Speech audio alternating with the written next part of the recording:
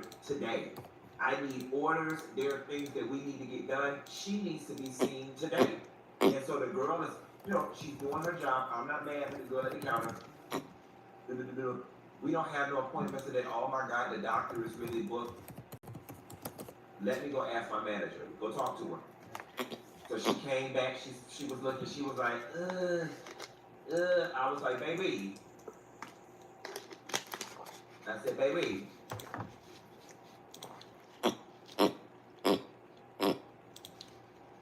I don't want to end up on WSVN Channel 7 News, but turning this place upside down with all these seniors in here. She has been hospitalized for 12 days. And she's home alone in the daytime. I need to see somebody, and I need to see somebody today. So she said she had an 11:20 appointment. Then they were like, oh, but the doctor doesn't even have all of her hospital records from Memorial Regional. I said, I got my chart. I got enough. When I went to Florida State University, got my degree in economics, the people ain't told me shit. My medical transcription is bitch, but I know how to run my mouth, and I know how to read. I tell her ass was wrong. She had a UTI, she had colitis, she had sepsis, she had abnormal sugar, abnormal heart rate, and abnormal blood pressure. What more do you need to know? These the medicines they gave her. This the discharge summary. Oh, she gonna be seen today. Okay. Oh my God. So I don't know. I feel like you can off of the summary sheet. We'll get her in with the doctor. I feel like God is really like putting his. Shouts out to Dr. Larissa Georgian at Conviva. I don't know. I feel like God is just really. Dr. Georgian spent about 35 minutes back there with us, and I know that's not customary. I know they do like 12 and 15 minutes. And then I'm just kind of tired. I got to ask the doctor everything I wanted, what we needed to do. And then she was like, well, you can come back in. I said, listen, can you give me a direct number? I'm exhausted. I've been doing and going through. The doctor gave me her direct cell phone number that's associated with her work phone. She gave me her work phone number, and she put me in her work phone number, and I got the email address for her nurse's assistant, because that's the person I had to email my aunt's medical records too. So, because I do like her doctor, and she's a black woman doctor, I am willing in this moment to deal with Conviva just a little bit until we get her situated, okay? Long story short, another doctor came in the room, and they basically said, my aunt's vitals are fine.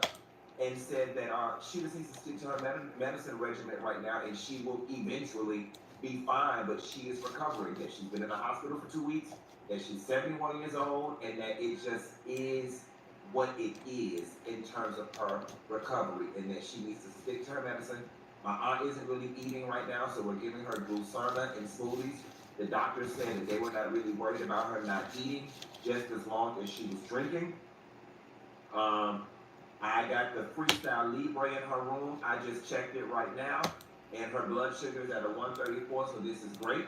This is helping us as the family manage her diabetes and so on and so forth. So everything is going well. I told the doctor we need home health, and she said, well, the way it works with us at Conviva is that we send it to a third party. The third party is going to send a nurse to the house. The nurse will make the assessment of the house and of if she needs a home health aide and how many hours. I just got to rock with it in the meantime, in between time, because she's got Humana Medicare insurance. But I'm feeling more confident. My dad is coming. I'm so happy, bro. I really need a support system. Like, I am so tired. For the home health aid, and we as a family, we are. I am tired. I really need a support system. So I'm so happy he's coming because beautiful things. Shouts out to all of that. I wish this man could just stay. Understanding my absence. Yesterday will not be my only absence. I have to deal with this until it's dealt with. But that's what's going on with my aunt. And last but not least, don't forget to book the cruise. Allegra is going to be on the show this week to talk about the cruise, the new location, and all of those good things. And let's get this show started. Don't forget, guys, if you want your good marijuana treats, go to MikaSTreetsLLC.com and use promo code FUNKY2020 in order to get your discount. All right, guys, it's time to move on to the part of the show that I didn't want to deal with today. That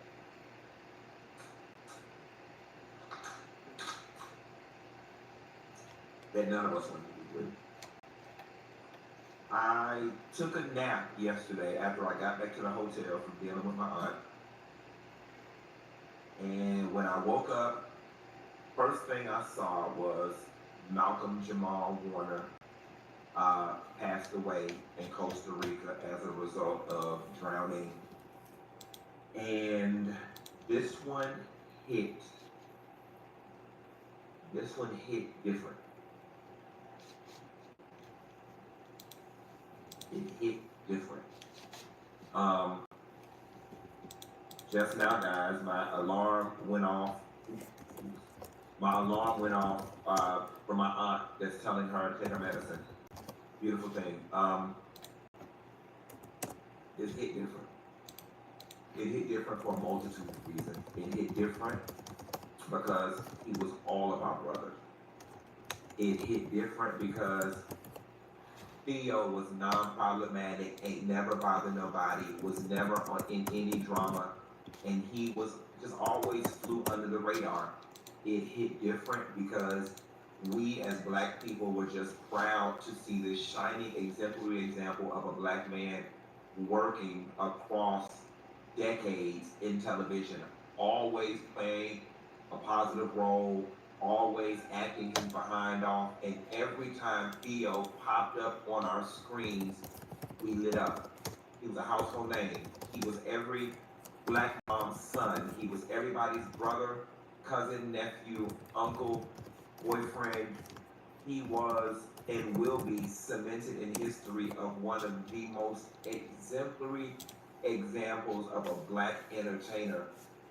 He will single-handedly be responsible for showing Black boys that you don't have to be a thug, that everything is not an episode of Power or Raising Kanan. He will be an example of what it looks like to be cool because you come from a two-parent household and you educated and you don't walk around with your pants sagging and calling people the N-word and all of those other exemplary examples of how we would want ourselves to act and be perceived as a culture. This just hit hard and last but not least because he was so young. He was so young. And there are certain people who are entertainers and there are other people that we just feel like we know. You know what I'm saying? And we grew up with Theo. Our kids grew up with Theo. Whenever we watch reruns of The Cosby Show, it takes us back to that era when we were young and we felt good watching it on NBC at night. All of those things. He was, you know, and I'm not gonna lie, if I'm being honest, this hit harder than if the articles would have said Bill Cosby passed away. You know what I'm saying? I think we expect older people to pass, especially older people who have lived long, full lives. This, not him. He don't bother nobody. Not him. Now, in the midst of our grief, I went to check the funeral fund because y'all know we had all of that money left from Kamala inauguration party that we never threw, and there was about $4 million left in the account.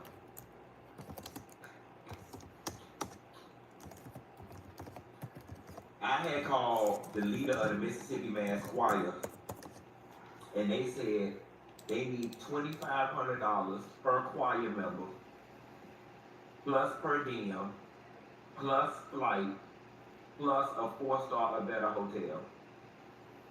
So y'all, that's gonna be about $700,000 alone. Okay. Hey. And then I ain't spoke to Fedra in a long time. I called Fedra, and I said, Fedra, we gonna need 12 dubs. And then she said, why do 12? Why not do 54? And I said, well, how much the dubs cost? And she said she gonna see if she can get them. She said the dubs is normally $150, but she gonna see if the man could get us the dubs for $100. So the man said he get us the dub for $100. So we got 5,400s in dub. And then I had to go to the Haitian Woo lady to see if she could conjure up a spell to speak to Mr. Ed. And see if we get, because I'm trying to save us some money, see if we can get some wild horses. Okay, because y'all, we can't spend, I don't want a family car. Okay, I want the family to pull up like Cinderella in horse and carriage. And it's gonna take 2 horses to pull each carriage. Felicia Rashad and the Cosby people, that's 3 carriages right there. The immediate family, that's 2 carriages. The extended family, that's 6 carriages. Then we got all the executives and all the other cast. So we're gonna need about 30 carriages with 2 horses apiece, or whatever. I called the horse whisperer and we been unsuccessful in getting in contact with some wild horses or whatever, because the white man don't came over here and made them all extinct. So I guess we gonna have to pay full price for the horses. The horses in the carriage, each horse is $2,000 a piece for a full day. Okay, and baby, we riding, we shutting down the whole city. Traffic gonna be stopped. Horses and horse shit gonna be all on the boulevard. Okay, horses, and then I call Exhibit. For pick up my ride to see if they can put some speakers on the back of the carriages. Okay, because in between each carriage, we gonna have a parade float. Okay, Fantasia gonna be on the first float, singing her ass off as we drive the body around the city. And that's Funky Dineva. We got Jennifer Hudson.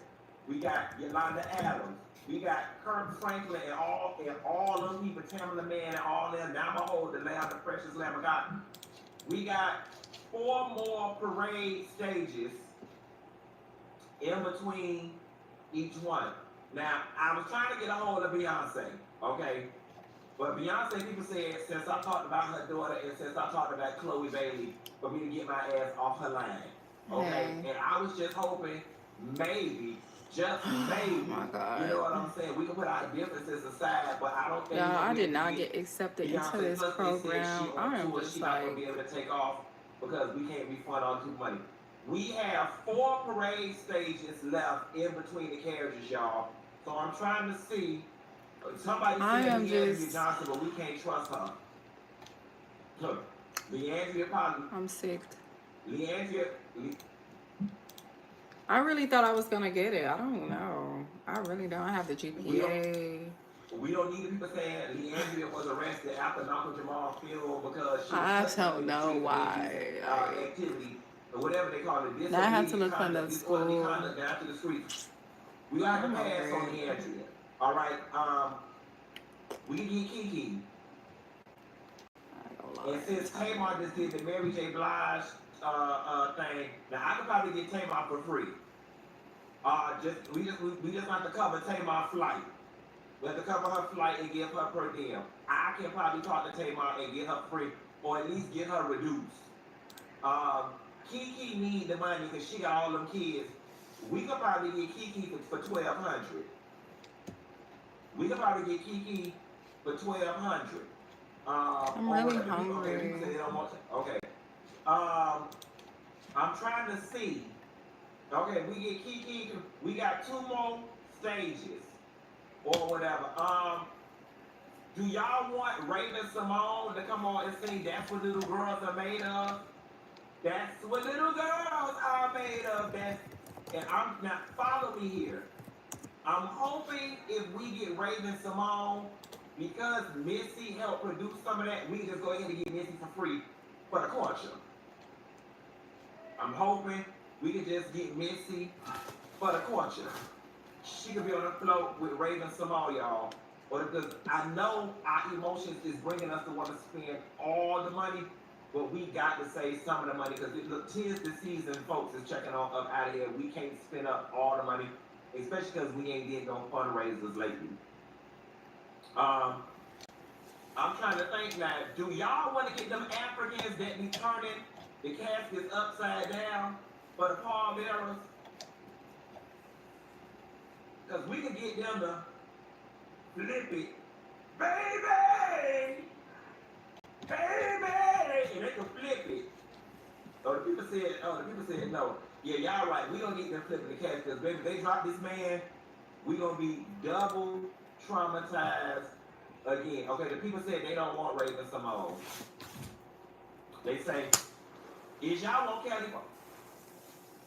Kelly Price might redeem herself if she come and sing down to this film. All right. The food. Here's the thing. You know, all of us, we black like this and not like this, right? And the Huxtables went out of their way to not be traditional Negroes. They was real classy based. They was elevated.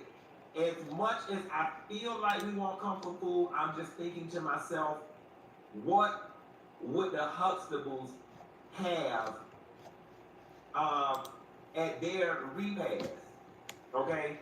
And I'm going to go ahead and allocate, I say 500, we got to feed 500 people.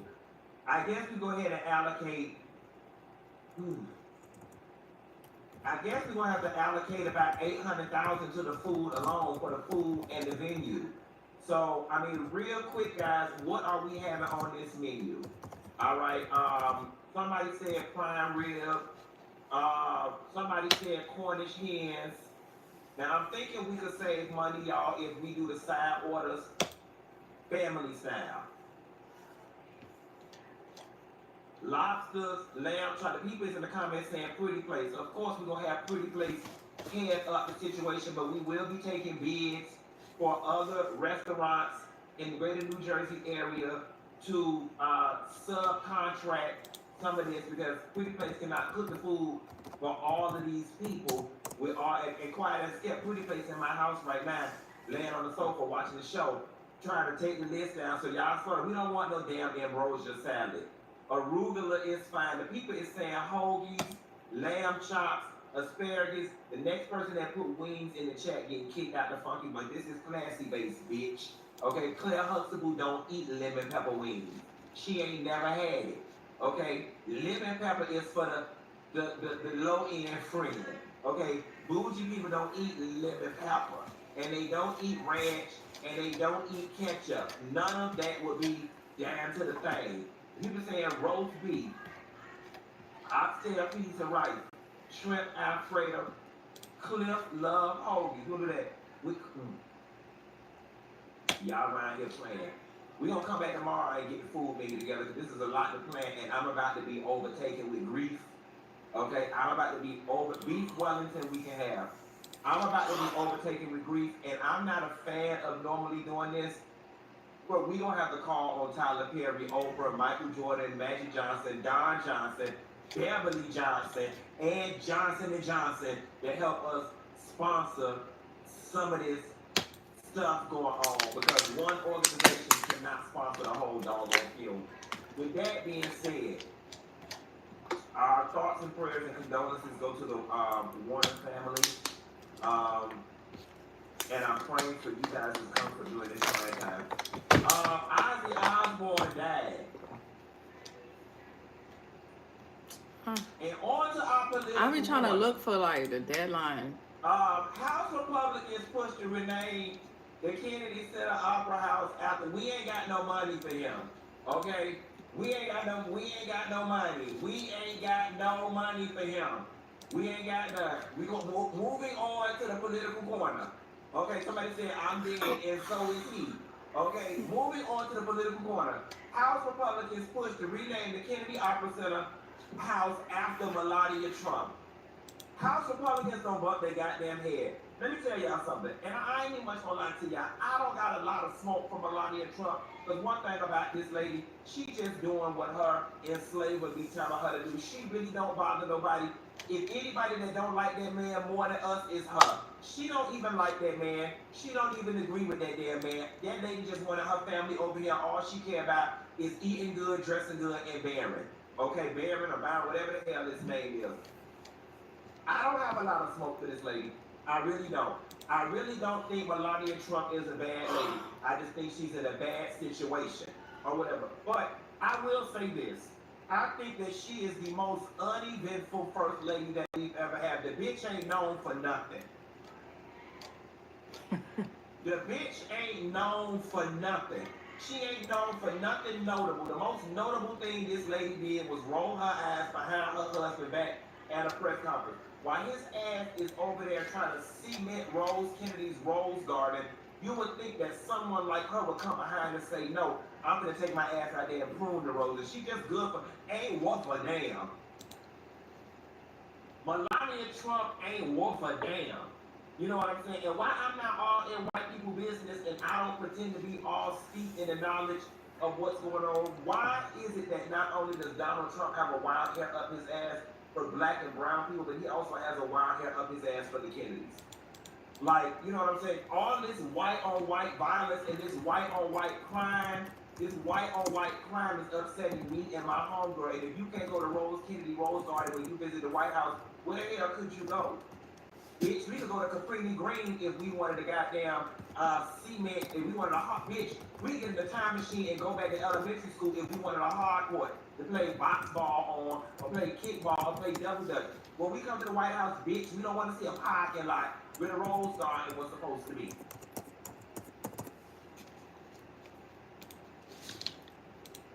So, while I think they should name something after her, how about they name the gift shop at the White House after her, not the Kennedy Center? As much as we have the Kennedy Center honors, and see, that's the thing. They know that we always have events there, and I'm going to tell you something people going to do. They just going to stop having shit there. You name that thing after Melania Trump, baby, that thing is going to be closed down and run down like some of them old Chitlin Circuit theaters that black people used to frequent way back in the 30s and 40s and the 50s, back during Martin Luther King them time. Don't nobody want to go to nothing in memoriam of Melania Trump. And the sad part about it is I still think that she has plenty of opportunity to do something impactful. I mean, girl, write a children's book. Be spotted on some pictures reading to some disprivileged children. Just ain't did nothing. Ain't what for them. Speak up for immigrants, why don't you? I do not see. I see advance. I'm not going to spend too much time on this next story because I'm just not in the mood to be upset. This guy right here, I want to say something to y'all.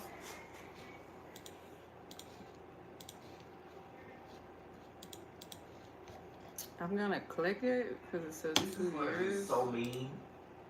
But I don't know what the fuck this is. But I was yesterday years old.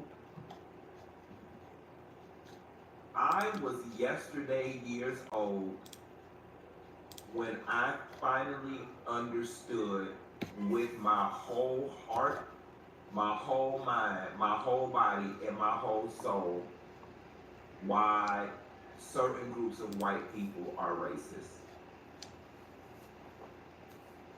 This picture alone,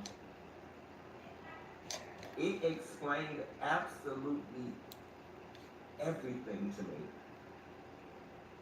I have never felt the level of pathetic, inferior energy radiate off of a person until I watched these interviews on Instagram, and it was nothing but a round robin of goofy, doofus-like white boys spewing all this hateful, fascist rhetoric. There is no woman in her right mind that would ever take her panties off and open her legs for anything as pathetic as this.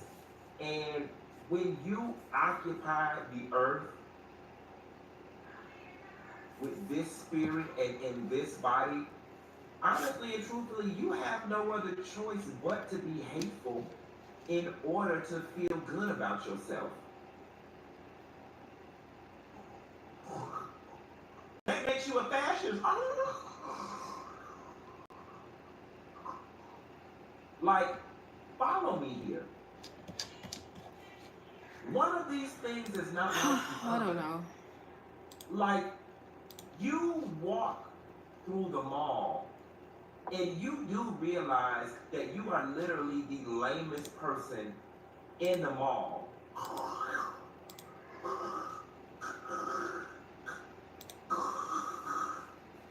Like, I'm not gonna lie, guys,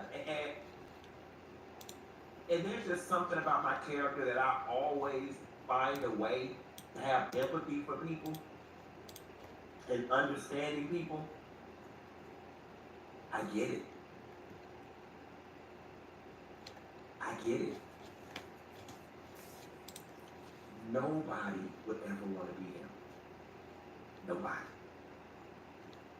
He don't even want to be him. And could you imagine the prison it is to have to walk this earth for an entire lifetime being this person? I would be mad at other people.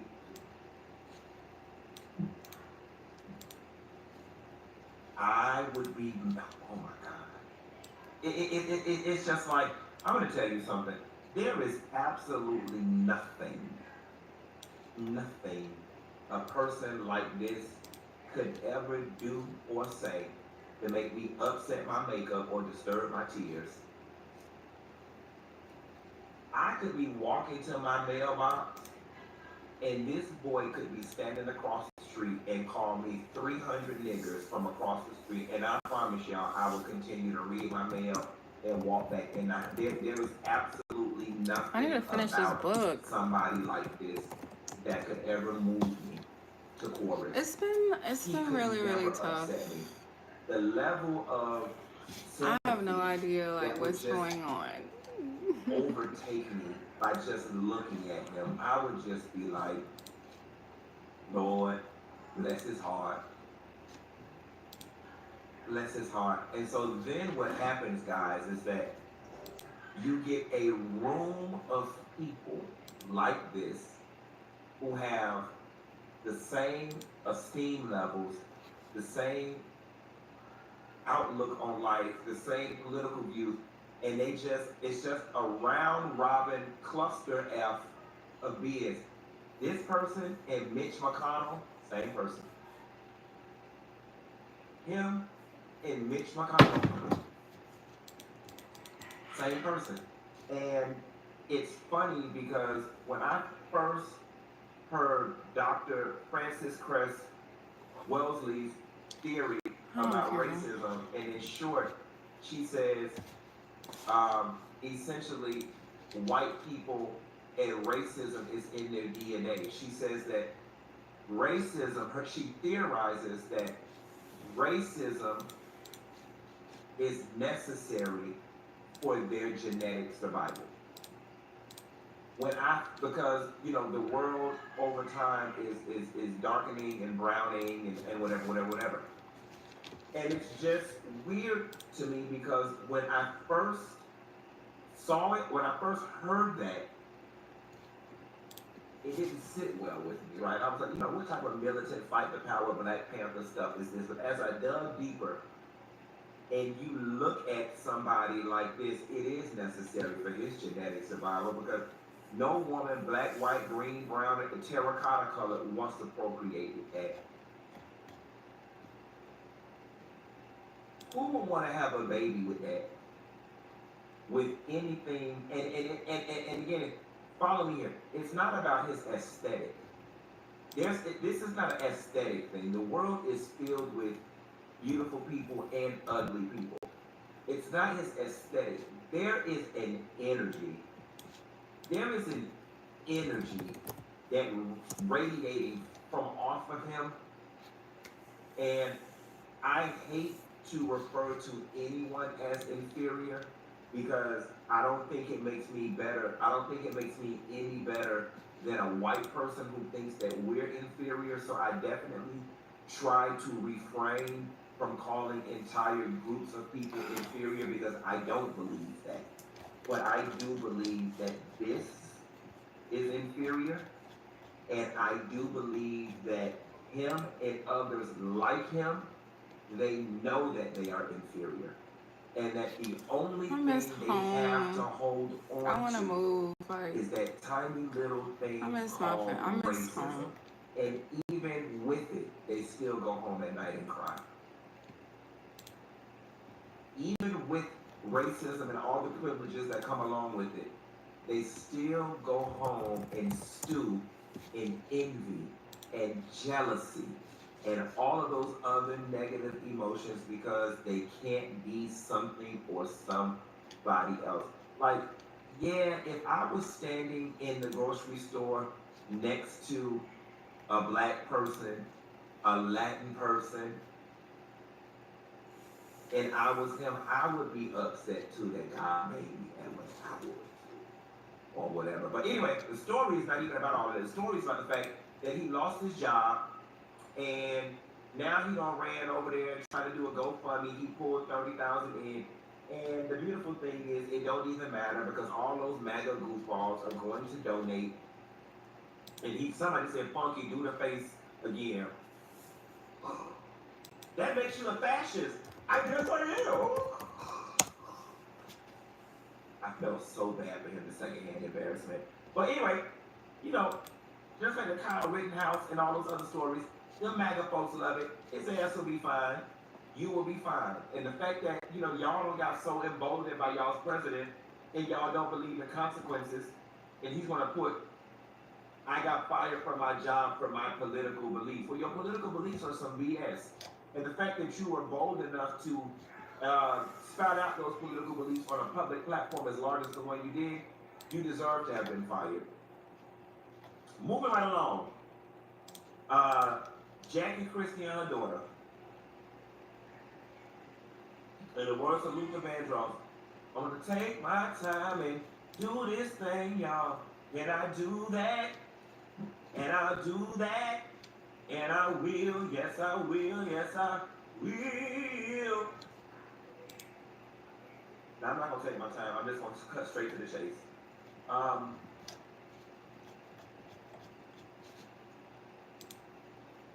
I got two schools of thoughts. I'm going to give you my surface level school of thought first.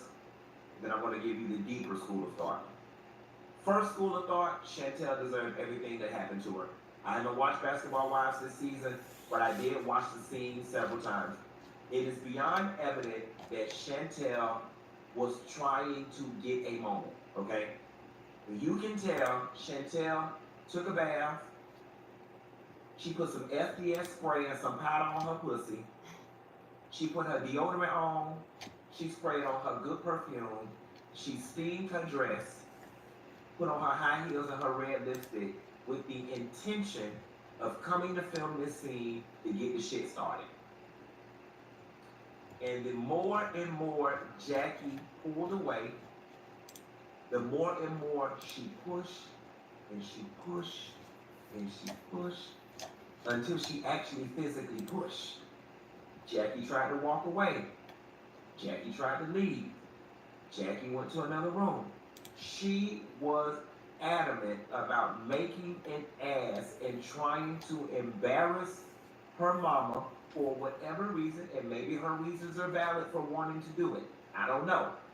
But she was determined. She was determined to get Jackie to act out of character. And in that, she wanted a moment where Jackie acted out of character, but she would have been the winner of the situation. This girl got so infuriated that Jackie would not give her what she was looking for that she pushed her, and Jackie gave her what she was looking for. I don't give a damn.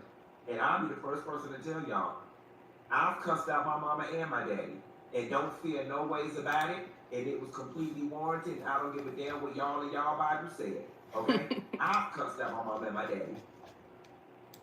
But you don't put your hands on nobody. And then I find it troubling that you thought that you were gonna come on your mama job where she done been on for over a decade on her platform and blow her up on her shit. You thought you was gonna come down to this lady job house and blow her up on her shit, okay? And then going around talking about that's why Doug's gonna leave you and tell him how your husband's gonna divorce you. And now, you know, there's a lot to read in between the lines. I think Chantel hit Jackie with that Doug is gonna divorce you thing, not because Doug is gonna divorce Jackie. I honestly think Doug don't pay Jackie as no attention, and that probably therein lies the problem. But I think that over the years, Chantel has picked up on the fact that Jackie Christie is probably extremely insecure about her husband. Hence why she traveled every single place he went. Hence why she gets married every doggone year. It's deeper than Jackie Christie is just crazy.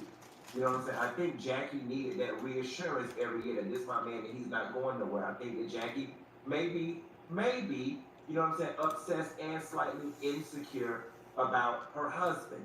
And I think over the years, Chantel's picked up on that, and that is why Doug's gonna leave you, because that's one of Jackie's biggest fears. Now, while the entire internet is on Jackie Christie's side, okay? The entire internet is on Jackie Christie's side on the surface level, on a subterranean level, and on a deeper level. Jackie Christie went wrong somewhere raising her children. There are some deep parental wounds that Jackie's children carry. I like Jackie Christie. I got Jackie Christie phone number in my phone. Jackie, your children are deeply disturbed, and it's by something you did or something you did not do. And so, with that being said, at the end of the day, I am of the belief that where Jackie and her children are in this moment, the onus still lies on Jackie. Like, Jackie, your children have a deep disdain for you. Your children carry a deep desire to see you torn down, to see you punished, to see you beat, to see you hurt, to see your image torn down. They have a deep desire to see you humbled. Something happened to them. A lot of people are speculating she put that man before them. Possibly. Jackie, you went wrong somewhere. And a lot of us go wrong in life, and maybe Jackie did the best she could with what she had. Maybe it wasn't intentional. I don't think anybody wakes up and says, I want to F my children up today. I don't think anybody wakes up and says, I want to have children, I want to mess them up in the head. But Jackie, there was something that you did or that you did not do that left your children. You know, it's one thing to have one. And Chantel was supposedly the favorite child. Here's what I need. I need Takari and I need Chantel. I need y'all to find Iyanla, and I need y'all to find a way to work with y'all's relationship, because it's starting to shake out that y'all probably have more in common than you don't. And y'all may have pain from different angles, but one of my favorite quotes is, pain is pain. We've all been through the same thing on one level or another. One more time for the slow people in the back. Pain is pain. We have all been through the same thing on one level or another. And you and Takari have been through the same thing on one level or another. This is sad. And y'all, I don't even know if therapy can help this. My degree in economics, so I wouldn't be the best to speak on it. But moving right along and speaking on other troubled daughters. Diamond Tanker, y'all remember her from Bravo? Baby, she done went to jail. She done went down to Walmart and hit a lady with a rock full of socks. She alleged that the lady stole her iPhone and a $900 purse. Take a listen. Hold on, sir. That 21-year-old Diamond Tanker, you see her here, she allegedly came up behind the other woman and grabbed her hair and took her $1,500 iPhone and $900 handbag.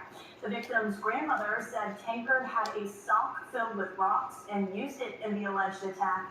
Tankard was arrested and charged with attempted murder. Back in December, she was charged after allegedly intentionally hitting a woman with her car. She is a former child TV star who appeared on a show on Bravo. The victim told officers that 21-year-old... Child, the show was so insignificant.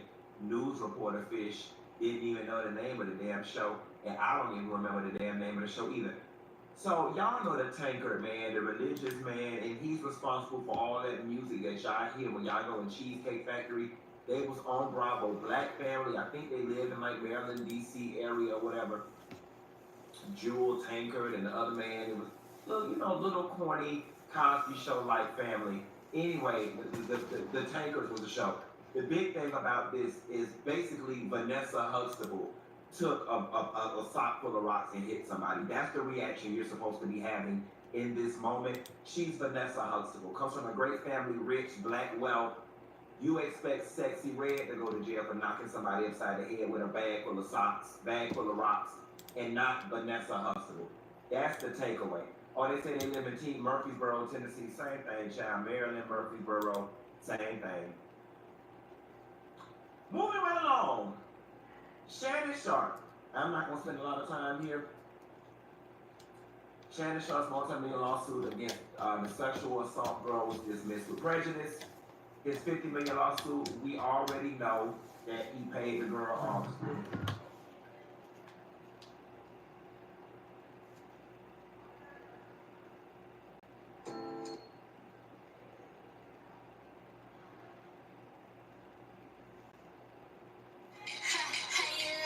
If you're in...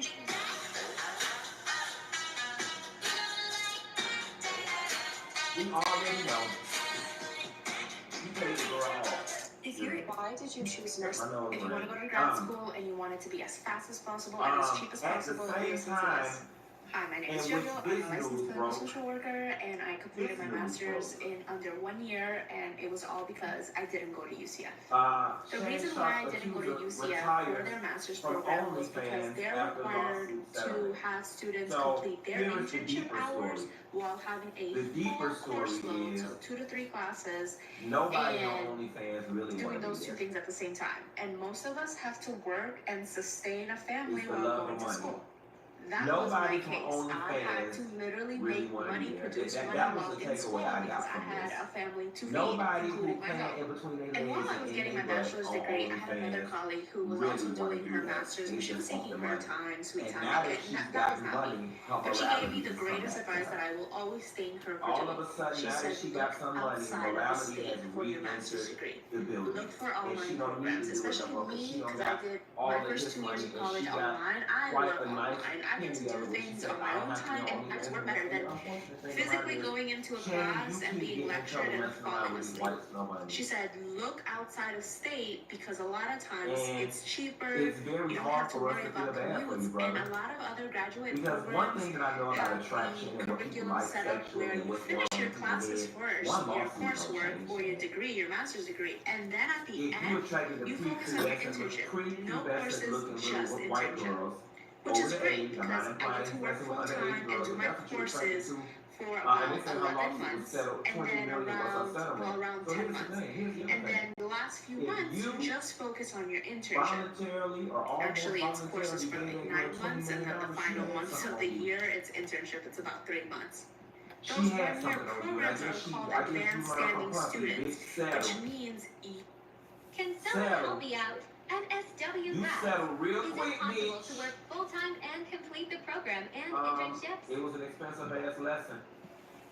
Can someone help me out? At interracial relationships are bad, but interracial, I would say this, interracial relationships that are just finished her second year in her MSW program. Self-hatred, Let's talk about the requirements to get. or for some other insidious and nefarious reason, There's 3 tips will if always you're going into end an in MSW calamity program. in some way. It's one thing for you to just be in a random coffee shop and you walk across a white girl and y'all lock eyes and y'all fall in love for all the genuine reasons. And then there's another that you are known as this black man as dark as you is. And, you know, I want to use the word praying and praying on little white things if you got something unresolved, something. If you are you got a thing for young looking white girls. And I think if you sit down with a therapist and you get to the why and you heal up the why, this would never happen. Now, in this moment, I don't want to be accused of pandering to black women because that's not what I'm doing, but the simple fact is the sister would have did you like this. You would have found safety in a sister's arms because she would have understood you. A sister would have never went into this with these type of intentions. Incog says he's gay. I don't know if he is or if he isn't. And here's the thing, and we like Shannon Sharp. We like Shannon Sharp. We like Shannon Sharp. Shannon, very disappointing to us because you got caught up in something that we all saw from the get-go that was not going to end well. It's just, how do you not see you being Shannon Sharp and messing with a white girl that age? It's not going to end well. Like, how did you see that that was not going to end well? And that is why these types of relationships are inappropriate. They may be legal, but they're inappropriate. And inappropriate things happen as a result. So, I hope you got enough money to get you a cheeseburger left after that girl finished taking your ass to the damn cleaners. God have mercy.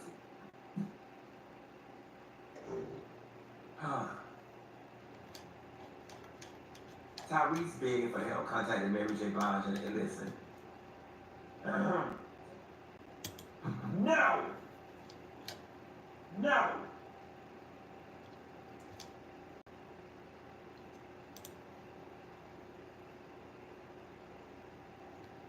Tyrese hasn't quite hit Kanye West level, but he's on his way there. Let me tell you something. Mary J. Blige don't appreciate this. Mary J. Blige do not appreciate being in the blog because Tyrese trying to call her. She told you, what's the 411, nigga? What's the 411? What's the 411? I got it going on. Yo, I got it going on. Her and Grand Pooba told y'all how to get in contact with her, bitch. Call 411 and ask them for Mary Renee Blige from the Bronx or from Yonkers or from wherever the hell she from. What's the phone? You have to call 411. That's how you get in contact with Mary J. Blige. And here was the funny thing that I was laughing. I was laughing because I'm like,